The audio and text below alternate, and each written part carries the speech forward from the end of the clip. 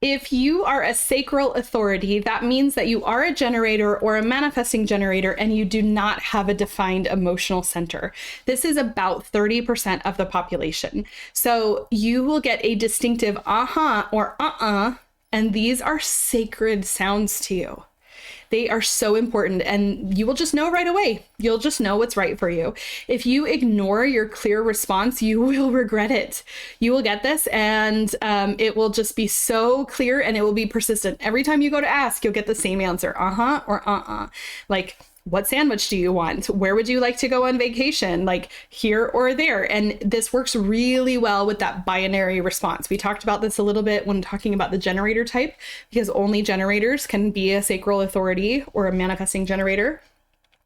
And there is that clarity. You could be an emotional authority and have a defined sacral and you'll still get the and but your emotional wave supersedes this. So if you are a sacral authority, you don't have that emotional wave. You still have emotions, of course, you're human, but your emotions are not so big and expressive. And if they are, they're probably not yours. More on that when we get into the centers.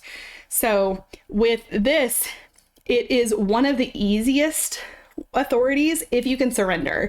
So it's similar to like following the strategy for the generator. It's one of the easiest if you can surrender and just being able to reconnect with yourself. Now, if you have been taught to not trust yourself, not listen to your body, and also if there has been some sexual trauma in your life, this can especially be interrupted because it is the sacral center, which deals with the sacral chakra. And so if there's damage to your sacral chakra and you're a sacral authority, you can see how that quickly would become a really big problem.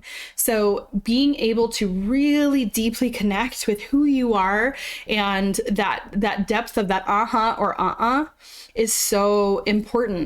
And it's also important to honor those sounds when they come through. And if you have children who are sacral authorities, to not force them to say the words yes and no, and allow their ahas and their uh-uhs, because these are sacred sounds. They really, really, really are so powerful. And listening to them, and you'll often audibly say it. You'll be looking at something and you'll be like, And I love it when I'm around generators and they do the like I do it as a projector, but like it feels different coming from a generator, especially that sacral authority. And you can really trust your gut. This is that, because that gut response is quick. It's right there. And it's so interesting that not everybody is this way. And so this is also one of the most powerful things. If you are a sacral authority, it's so helpful to know that not everybody gets answers the same way.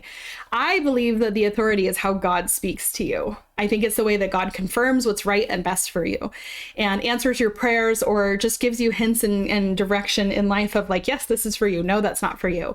And this is one of the things that I love the most about all the different types of authority, because if we realize like what we are, and then we allow other people to be whatever they are, we no longer judge other people and we can allow them to have their own process. Some people will get answers faster than others. Some people will get answers quieter than others. And with the sacral authority, it's usually pretty clear, pretty consistent, pretty steady, and just needs to be regarded for you to create the most gorgeous, amazing life imaginable.